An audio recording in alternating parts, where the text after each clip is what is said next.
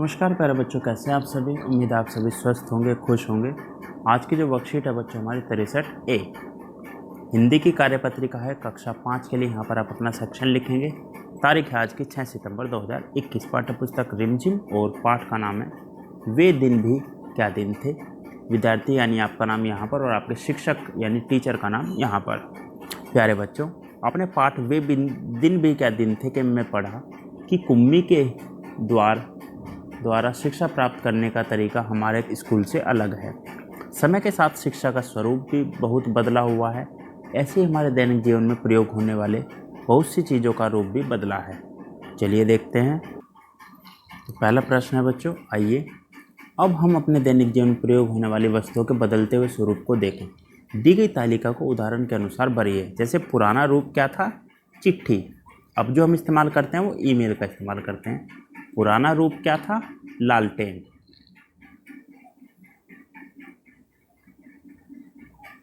लालटेन अब इस्तेमाल होता है बल्ब। अब पेन इस्तेमाल होता है, पहले दवात होता था दवात। और अब पुराना स्वरूप है टेलीफोन, अब क्या होता है? मोबाइल। पहले चूल्हा इस्तेमाल होता था, अब गैस। यहाँ पर हम एलपीजी लिख सकते हैं, एलपीजी। पहले दातुन होता था, अब क्या होता है बच्चों? टूथपेस्ट।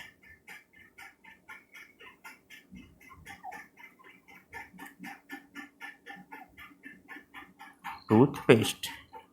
अब दूसरा प्रश्न बच्चों, पाठ में बताया गया है कि कुम्मी को डायरी लिखने की आदत थी। डायरी में अपनी भावनाओं को लिखकर व्यक्त किया जाता है। डायरी लिखते समय सबसे ऊपर तिथि लिखी जाती है। आइए हम भी डायरी लिखना सीखें।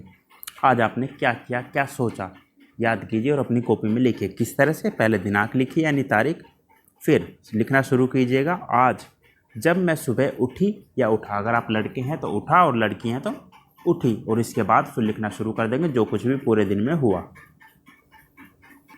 इसके बाद आता है तीसरा आखिरी प्रश्न, और बातचीत करें। प्यारे बच्चों, साथ दिए गए चित्र को ध्यान से देखिए। इसमें क्या लगता है आपको कि चित्र में दिख रही औरत और बच्चा क्या बात कर रहे होंगे? अनुमान लगाकर उनके संवाद यानी बातचीत को जोर जोर से बोलिए और अपनी कॉपी में लिखिए। अभिभावकों के लिए सुझाव है, बच्चों से चर्चा कर सकते हैं कि तकनीकी उन्नति के लाभ उठाने के साथ साथ हमें अपनी पृथ्वी को नुकसान से बचाने की जिम्मेदारी भी निभानी चाहिए। तो बच्चों, आपको कार्यपत्रिका मज़ेदार लगी ना? अब बताइए कि आज आपने क्या नया सीखा। अपने हाथों को साबुन में पानी से नियमित रूप से धोइए ताकि आप और आपका परिवार सुरक्षित रहे। चलते हैं इसके दूसरे पार्ट यानी 63B पर। तो बच्चों, इसका जो सेकंड पार्ट है यानी 63B वो है ईवीएस की वर्कशीट क्लास 5 के लिए। यहाँ पर आप अपना सेक्शन लिखेंगे। डेट यानी तारीख आएगी आज की 6 सितंबर 2021। नेम, आपका नाम यहाँ पर और आपके टीचर का नाम यहाँ पर। नमस्ते प्यारे बच्चों, मीना के स्कूल से रैली निकलने वाली थी। सभी बच्चे बड़े उत्साहित थे। अध्यापिका ने बताया कि रैली विद्यालय के बाईं तरफ से प्रारंभ होगी। तभी मीना ने अध्यापिका से दाएं तरफ का मतलब पूछा। अध्यापिका ने मीना को दीवार की तरफ मुँह करके अपने दोनों हथेलियों को दीवार पर रखने को कहा। अध्यापिका ने मीना से कहा कि वह अपने जिस हाथ की उंगली और अंगूठे के बीच अंग्रेजी के वर्णमाला का लेफ्ट वर्ण बन रहा है वह अपना बायां हाथ है यानी लेफ्ट हैंड। देखिए, अगर आप अपना दोनों हाथ लगाएंगे दीवार पर तो जिससे एल बनता है, अपनी उंगली, सीधी खड़ी उंगली और लेटे हुए अंगूठे, देखिए ये बन रहा है ना इस वाले हाथ से, तो ये वाला हाथ आपका लेफ्ट होगा यानी एल। और अन्य हाथ दायां हाथ हो जाएगा यानी राइट हैंड। जब एक से एल बन गया, हमें सिर्फ इसी को देखना है। इसी के आधार पर हम दूसरे का निर्धारण कर लेंगे कि ये वाला राइट है, ये वाला लेफ्ट है। अब मीना को बाएं और दाएं का अर्थ समझ में आ गया था, लेकिन क्या आपको आया है? अगर आ गया है तो आप बताइए मुझे।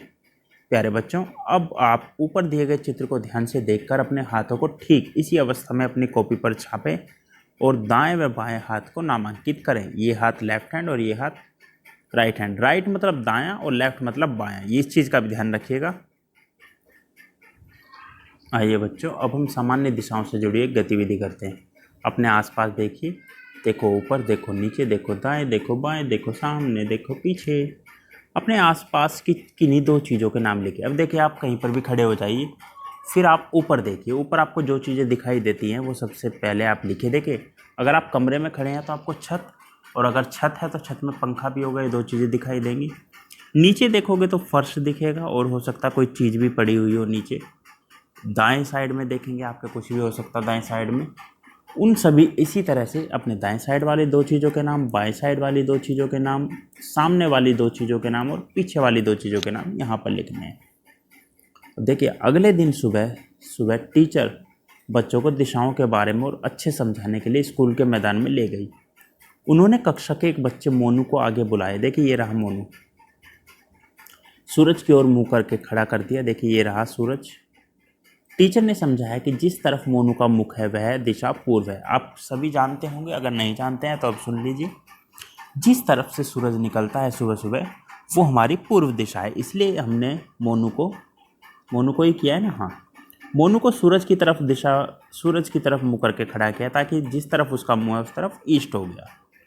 अब मोनू के ठीक विपरीत दिशा, देखिए जब इधर ईस्ट है, जब सूरज छिपेगा तो घूमकर इधर छिपेगा, तो इधर क्या हो जाएगी, वेस्ट, यानी सोनू के ठीक पीछे। फिर टीचर ने मोनू के दोनों बाहें फैलाने को कहा और बताया कि मोनू के दाएं राइट साइड, यानी राइट साइड में क्या है, साउथ, और लेफ्ट साइड में नॉर्थ।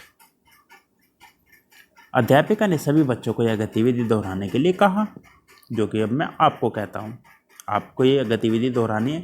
सुबह सुबह खड़े हो जाइएगा सूरज की तरफ मुँह करके, तो सामने आपके ईस्ट होगा, आपके पीछे वेस्ट होगा, आपके दाएं हाथ की तरफ साउथ होगा और आपके बाएं हाथ की तरफ नॉर्थ होगा। और अगर आप कभी ध्यान से देखें तो रात को नॉर्थ साइड में ध्रुव तारा भी दिखाई देता है, अगर मौसम साफ हुआ तो।